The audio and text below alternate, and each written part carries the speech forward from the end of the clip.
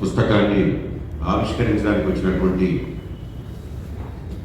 తెలంగాణ అమరవీరుల స్మారక trust secretary గారు, తెలంగాణ సాయుధ పోరాటాన్ని తన కళ్ళతో చూసినటువంటి వ్యక్తి హనిమండ ప్రతాపరెడ్డి గారు, అట్లాగే ఈ యొక్క కార్యక్రమంలో సామాజిక ఉద్యమాల్లో పాల్గొంటున్నటువంటి మురళీ మనోహర్ గారు, ప్రొఫెసర్ మురళీ మనోహర్ గారు, చాలా సామాజికమైనటువంటి స్థితిగతులపైన ఎప్పటికప్పుడు అధ్యయనం చేస్తున్నటువంటి టీఎస్డిఎఫ్ కన్వీనర్ ప్రొఫెసర్ వినాయక్ రెడ్డి గారు, స్వార్థ భారతి సంస్థ మోహన్ రావు గారు, అట్లే ఎస్సీసీఐ సెక్రటరీ మురహరి గారు, మహమ్మద్ అబ్దుల్ అజీజ్ గారు, movement for peace and justice president, అట్లాగే లోక్సత్తా ఉద్యమ సంస్థ కన్వీనర్ బండారు రామ్మోహన్ రావు గారు, జలసాధన సంస్థ ముఖ్యం జలాల మీద రాస్తున్న నైనాల గోవర్ధన్ గారు, సిపిఐఎంఎల్ రాష్ట్ర కార్యదర్శి వర్గ సభ్యులు జేవి చలపతిరావు గారు, ఎంసిపిఐ సెక్రటరీ మెంబర్ వనం సుధాకర్ గారు, ప్రసాదన్న గారు, అట్లాగే journalist press club vice president Aruna గారు, వేదిక మీద ఉన్నటువంటి పెద్దలు. ఈరోజు సామాజిక ఉద్యమాల నేపథ్యంలో దేశంలో ఉన్నటువంటి స్థితిగతులను అధ్యయనం చేయడంలో, అట్లాగే ఈ దేశం ఎటు పోతుంది అన్నటువంటి విషయాన్ని అన్ని కోణాల నుంచి సమగ్రంగా లోతుగా అధ్యయనం చేసి గొప్ప సమాచారాన్ని తీసుకొని ఆ సమాచారాన్ని మొత్తం కూడా చాలా ఓపికతో గుదిగుచ్చి ఈరోజు యొక్క ఒక విశాలమైనటువంటి ఒక విస్తృత వేదికని చంద్రకుమార్ గారు ఏర్పాటు చేశారు. ఈ పుస్తకానికి సంబంధించిన అంశాలు ఈ వేదిక మీద ఉన్నటువంటి వాళ్ళు 40-50 సంవత్సరాలుగా జీవితాలను అంకితం చేసి పనిచేస్తున్నటువంటి వాళ్ళంతా కూడా వాళ్ళ ఆలోచనలన్నింటినీ కూడా ఈ పుస్తకంలో రూపొందించారు. పాలకుల యొక్క వైఫల్యాలన్నింటినీ కూడా దీంట్లో చెప్పారు. అట్లాగే రాజకీయ పార్టీల యొక్క వ్యవహార శైలి మొత్తం కూడా దీంట్లో చెప్పారు. పర్యావరణానికి సంబంధించినటువంటి జరుగుతున్న నష్టాలన్నింటినీ మనకి చెప్పారు. అట్లాగే ఆర్థికమైనటువంటి అవినీతి దేశంలో ఏ రకంగా జరుగుతుంది, ఎవరెవరు ఎంతెంత అవినీతి చేశారనే విషయాన్ని లెక్కలతో సహా ఈ యొక్క పుస్తకంలో మనకు అనుభవించారు.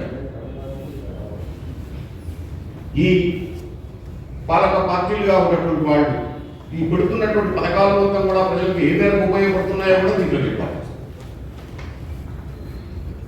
ప్రభుత్వ పథకాలతోటి ప్రజలను ఎట్లా బురిడి కొట్టిస్తున్నారో దీంట్లో చెప్పారు. మనుషులంతా కూడా కన్స్యూమరిజంలోకి ఎట్లా పోయారో చెప్పారు. మనుషులంతా కన్స్యూమరిజంలో పోయిన తర్వాత ఒక వెల తప్ప, ధర తప్ప మనిషికి సంబంధించినటువంటి ఊసు మానవీయతకు సంబంధించిన అంశాలు ఏమీ లేకుండా పోయినటువంటి ఒక బాధని ఆయన చూసినటువంటి, ఆయనలో ఉన్నటువంటి తపనను ఈ సమాజం ముందుకు తీసుకొచ్చేసి పుస్తకాన్ని పెట్టారు జస్టిస్ చంద్రకుమార్ గారు. చాలా వరకు ఈ పుస్తకాన్ని జస్టిస్ చంద్రకుమార్ గారు ఒక సింగిల్ బెంచ్గా చెప్పాల, ప్రజలందరి తరఫున ఒక సామూహిక బెంచ్గా చెప్పారు. ఇప్పుడు మొత్తాన్ని కూడా సామూహిక బెంచ్గా చెప్పారు. దీంట్లో ఎట్లాంటి అన్యాయం జరుగుతుంది, ఎట్లాంటి దుర్మార్గాలు జరుగుతున్నాయని చెప్పారు. జరుగుతున్నటువంటి సందర్భంలో మనం ఎటుపోతున్నాం, ఏం చేస్తున్నాం, నీకేమన్నా హోదా ఉందా, నీకేమన్నా పదం ఉందా, కనీసంగా నువ్వు ఎన్ని తప్పుడు పనులు చేసినా కూడా కనీసంగా నువ్వేమన్నా సంపాదించావా, నీకున్న స్టేటస్ ఈరోజు ఆస్తి, నీకున్న స్టేటస్ ఈరోజు భాష మేనేజర్ వీరికి రావాల్సిన భాష మేనేజర్.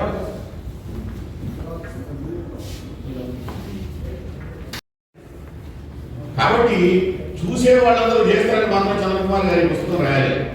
చెయ్యాల్సిన వాళ్ళు ఎవరన్న విషయాన్ని కరెక్ట్గా టార్గెట్ పెట్టి గుర్తు పెట్టి చెప్పారు. ఈ పుస్తకం యొక్క ముఖ్య ఉద్దేశం, ఈ పుస్తకం చేతికనగానే ఒక పార్టీ వాళ్ళు వెంటనే జెండా పట్టుకొని లేస్తారు, ఆ పార్టీ వాళ్ళు ఇంత తిన్నారని చెప్పి లేస్తారు. దాన్ని చూసి అవతల పక్షంలో కూడా పుస్తకం తీసుకుంటాడు. చంద్రబాబు గారు రాసిండని ఆయన కూడా లేచి జెండా పట్టుకుని ఈ వాళ్ళు వీళ్ళు లేచి జెండాలు పట్టుకొని ఆయన ఎంత తిన్నాడు ఈయన ఎంత తిన్నాడు చెప్పడానికి కోసం కాదు ఈ యొక్క సభ, ఈ పుస్తకం యొక్క ఉద్దేశం. ఈ పుస్తకం యొక్క సారాంశం మొత్తం ఏమిటంటే ఈ సమాజ నిర్మాణం సక్రమంగా జరగకపోతే బాగుంటుంది. ఇంకా నీ రాష్ట్రం ఏంది, నా రాష్ట్రం ఏంది, నీ జిల్లా ఏంది, నా జిల్లా ఏంది, ఒక దేశ అధ్యక్షుడిని ఎత్తుకొని పోయి లోపు చేస్తున్నటువంటి ప్రపంచంలో ఈరోజు మనం ఉన్నప్పుడు ఏం చేయాలి? సాటి మనిషిని మనం ఎట్లా చూడాలా? ఈ దేశంలో నోరు లేని మూగజీవాలు ఉన్నారు, వాళ్ళందరినీ ఎవరు గాయాలా, ఎవరు చూసుకోవాలా?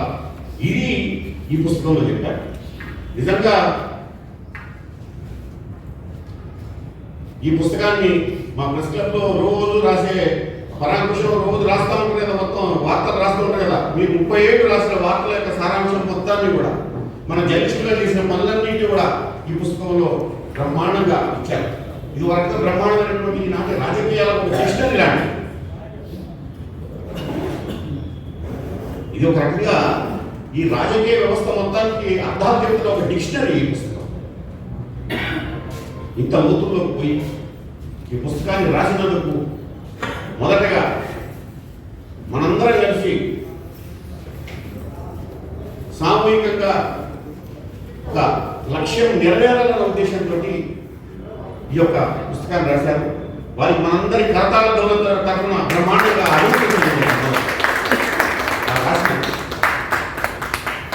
ఈ పుస్తకం ఏది రోజు ఇక ఇది మల్టీప్లెక్స్ థియేటర్ లాగా ఉదయం ఒక పుస్తకం, మధ్యాహ్నం ఒక పుస్తకం, సాయంత్రం ఒక పుస్తకం, రోజు ఆవిష్కరణ జరుగుతుంది. అట్లాంటి అలాంటి ఒక పుస్తకం మాత్రం కాదని మాత్రం ధైర్యంగా చెప్తున్నాను. చాలా సీరియస్ పుస్తకం కాబట్టి ఒక రకంగా దీంట్లో స్పష్టంగా కనిపించేది ఈ వేదిక మొత్తం కూడా ఏంటంటే వామపక్ష నాయకులతో నిండిపోయింది, బహుజన ఉద్యమకారులతో నిండిపోయింది, తెలంగాణ అస్తిత్వ ఉద్యమకారులతో ఈ యొక్క వేదిక అంతా నిండి ఉంది.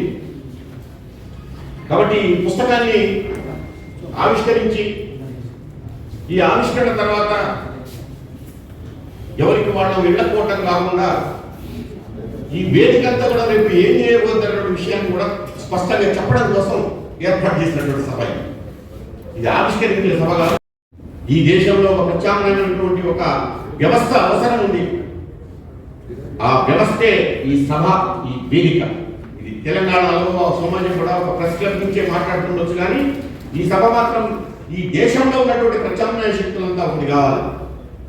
ఇక చాలు మనందరం కూడా నీ వాదం ఏంటి, నా వాదం ఏంటి, నీ సిద్ధాంతం ఏంటి, నా సిద్ధాంతం ఏంటి, నీ తుపాకీ ఏంటి, నా తుపాకీ ఏంటి, నీ పార్లమెంట్ వ్యవస్థ ఏంటి, నా పార్లమెంట్ వ్యవస్థ ఏంటి, నాకు 2 సీట్లు ఏంటి, మీకు 4 సీట్లు తీసుకునేది కాకుండా ఒకటే ప్రత్యామ్నాయ శక్తిగా ఈ దేశంలో కమ్యూనిస్టులంతా కూడా ఒక జెండాగా వచ్చి నిలబడాలన్నది యొక్క సారాంశం. ఒకటే జెండాగా నిలబడాలి, ఒకే కార్యక్రమంగా నిలబడాలి, దీన్ని ముందుకు తీసుకుపోవాలి. దీనికోసం ఈ యొక్క సభను ఏర్పాటు చేశారు.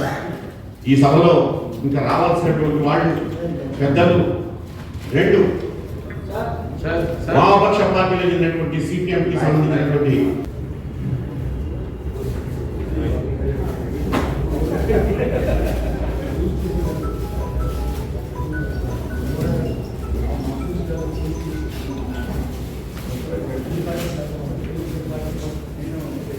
మొత్తం అందరి సెలవుతో ఫోటోలు ఈ రాదని మంచిగా అందరికీ ఫోటోలు మంచిగా మంచి మంచి సందర్భం.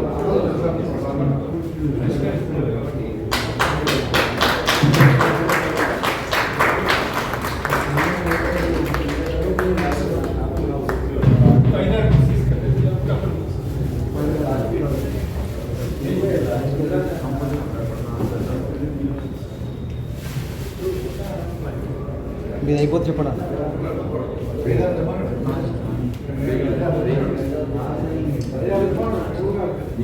అయిపోయిందా?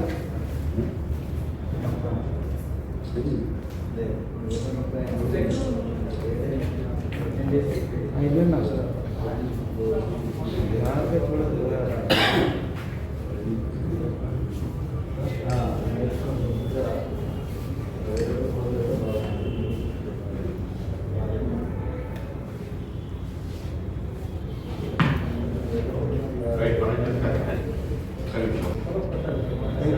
ఈ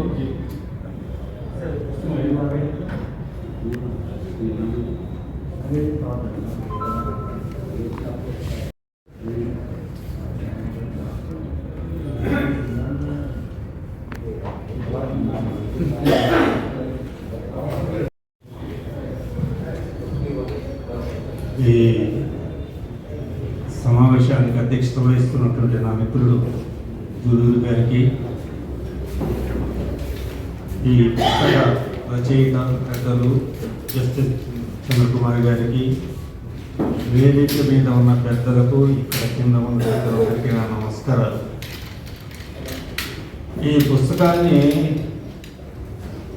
చంద్రకుమార్ గారు మీరు ఆవిష్కరించాలని మనం చెబితే నేను దొరికే ఆవిష్కరణ చేయలేదు, పెళ్ళిళ్ళు చేశాను కానీ ఆవిష్కరణ చేయలేదు. నా పుస్తకాలు చాలామంది ఆవిష్కరించారు, నేను చేయలేదు అంటే మీరే చేయాలన్నారు.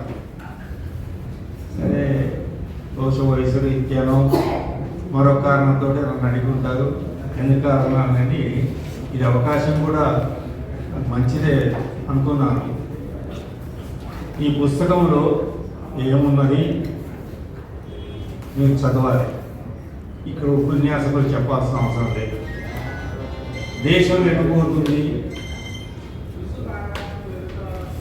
అన్నది దీని ప్రధానమైనటువంటిది చెప్పారు. దేశం ఎటుపోతున్నది, ఎవరి చేతుల్లో ఉన్నది అన్నది మనందరికీ తెలుసు. వారు మనకు గైడ్ లాగా మన చేతిలో పెట్టారు. దాన్ని చూస్తే మన దేశం ఎటుపోతుందో, ఏమవుతుందో అంతా రోజులో ప్రధానమైనటువంటి విషయం గౌరశంకర్ గారు నేను అనుకున్నది, దేశం ఎటుపోతుందో తెలుసు, ఎవరి చేతుల్లో ఉందో తెలుసు, ఎవరి ఆధిపత్యంలో ఉందో తెలుసు, మన దేశ సంపద ఎటుపోతుందో తెలుసు, ఇవన్నీ మనకు తెలుసు. ప్రత్యక్షంగా మనం బడిలో రోజు చూస్తున్నాం. అసలు ముఖ్య కారణం,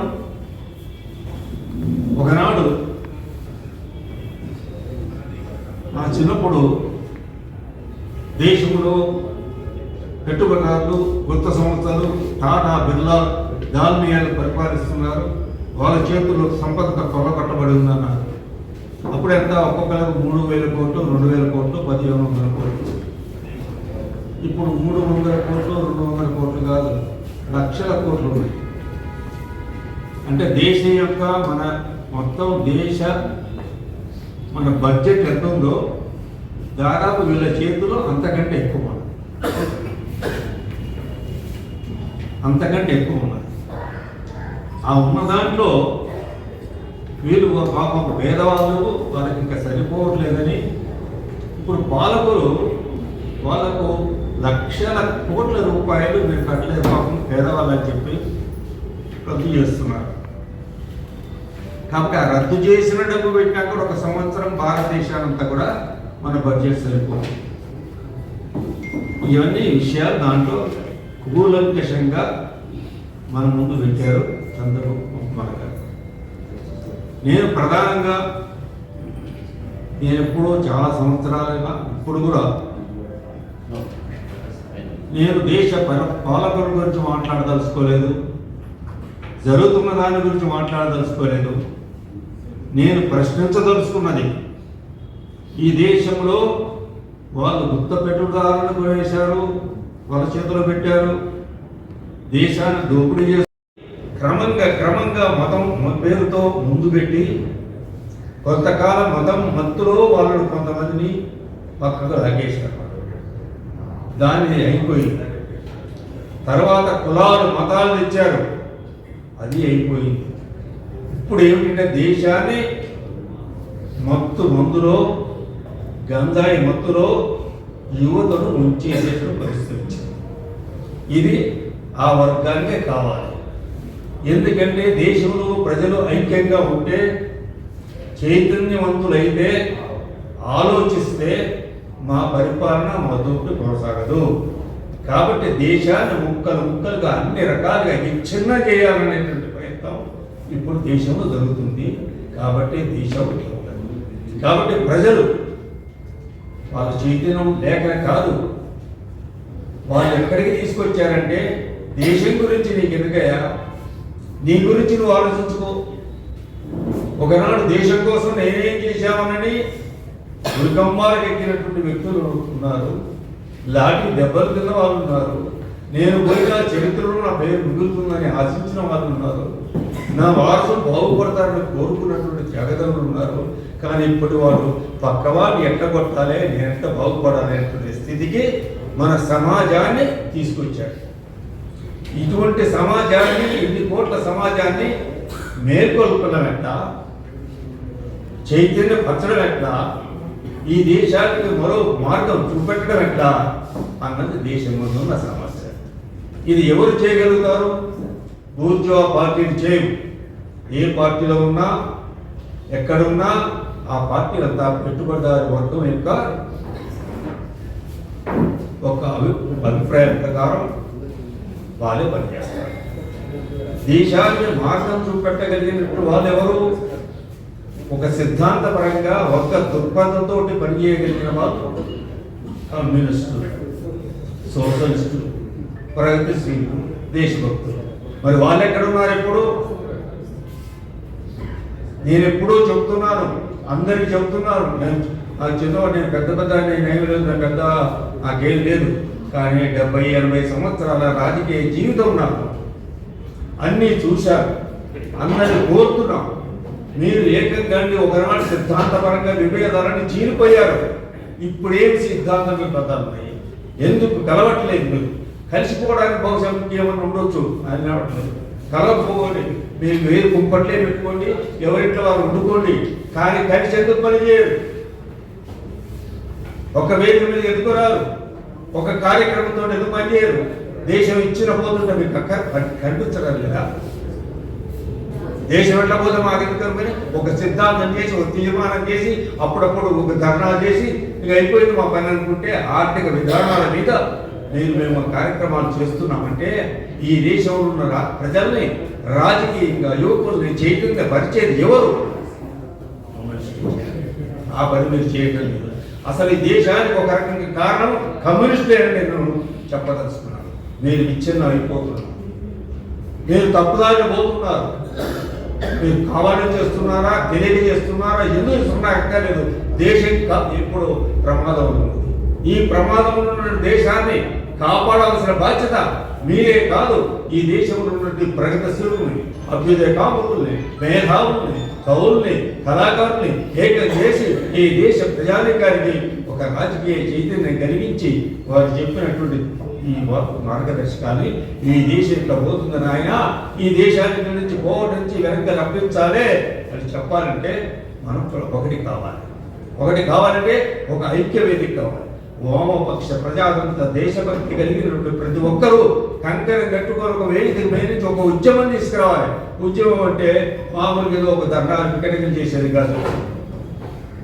నాకు నేను చిన్నోడైనా చెప్తాను, రాజీవ్ గాంధీ గారు అంటారు, ఇప్పుడు కాన్స్టిట్యూషన్ పట్టుకొని తిరుగుతున్నారు. ఆయన ఏమంటున్నారు? కాన్స్టిట్యూషన్ అంబేద్కర్ గారి కాన్స్టిట్యూషన్, అంబేద్కర్ గారు మంచి బాగానే ఉంది, నెహ్రూ గారి విధానాలు బాగానే ఉన్నాయి, మరి ఆ కాన్స్టిట్యూషన్ ఏమైంది? ఏమని ఇప్పుడు లెక్క చెప్తున్నారు? ఏం లెక్క చెప్తున్నారు? అక్కడ ఎన్ని ఓట్లు తొలగించబడ్డాయి, ఇక్కడ ఎన్ని ఓట్లు తొలగించబడ్డాయి కాదురా బాబు. తొలగించి నువ్వు ఎన్ని తొలగించినా ఆ మీటర్ అక్కడ ఉన్నది ఒకటి, దాని పేరు ఈవీఎం ఉంది.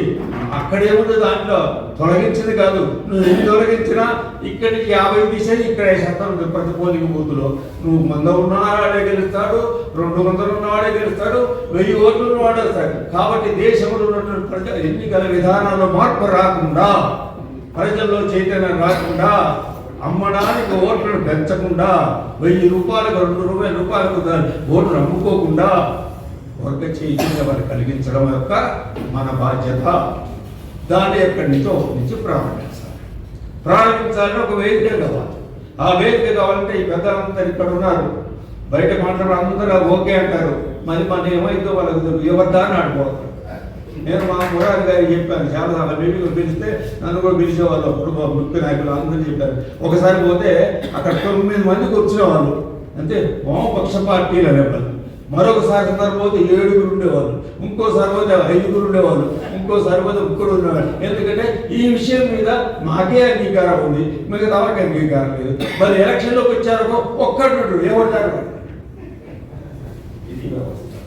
అసలు ఉన్న crux of the problem is ఎన్నికల విధానంలో ఉంది, లెఫ్ట్ పార్టీలో ఉంది.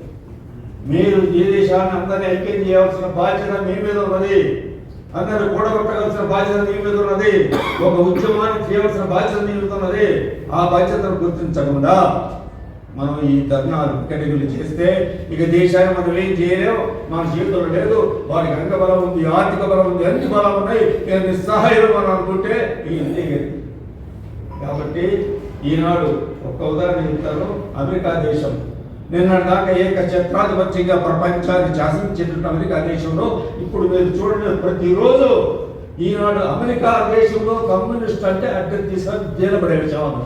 ఈనాడు కమ్యూనిస్టు పార్టీలు, రెవల్యూషనరీ కమ్యూనిస్ట్ పార్టీ రష్యా బ్రహ్మాండమైన రోజు లక్షల సంఖ్యలతో ఓలింపులు చేస్తుంది, ఛాలెంజ్ చేస్తుంది, వైట్ హౌస్ ముందు చేస్తుంది. ఈనాడు అమెరికా దేశంలో 132 మంది యువకులు కమ్యూనిజం అంటున్నారు. 120 మంది మాకు సోషలిజం కావాలంటున్నారు. నువ్వు అంటున్నారు.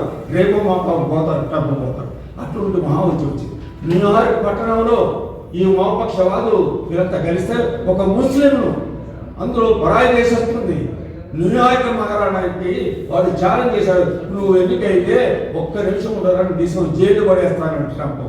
నువ్వు ఎవరన్నా పడేసారంటే న్యూయార్క్ ప్రజలు న్యూయార్క్ పట్టణానికి, ప్రపంచంలో మన ఐక్యరాజ్య సమితి రాజధాని పట్టణానికి, నగరానికి మేయర్గా చేశాడు.